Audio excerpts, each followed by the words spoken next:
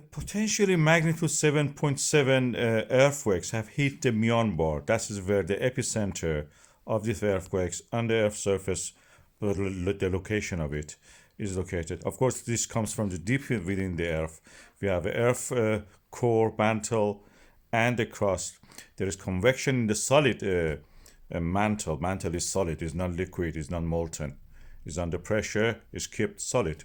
When it is solid, when it comes out of a convection, over time it becomes brittle. It cracks the earth crust, and the earth crust moves.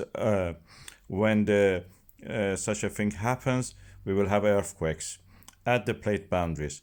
One of the plate boundaries that we have here is to the breakup of the Pangea. The biggest part of it is yet there, Africa. Two parts of it have separated so far. One is India and the other one is Arabia. And these two are hitting the Eurasia, Africa itself also approaching the Europe and Eurasia. The India, when it pushed against Asia, it also caused the bulging of the Southeast Asia out of the Eurasian plate mass. So that was coming toward the lower right side. It causes earthquakes. These are some of the earthquakes from today. You can see them. I cannot verify all of them are related to the same place, but they're in the Thailand, Myanmar area.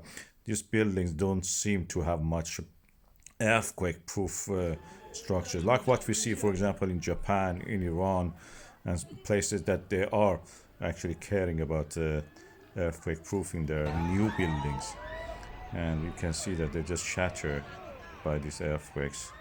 They should have not been shattered. 7.7, it was at the epicenter. In Thailand, probably was even felt less.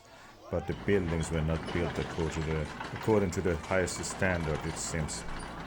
I'll leave you watch these videos. They're a little shocking, but that's how it happened.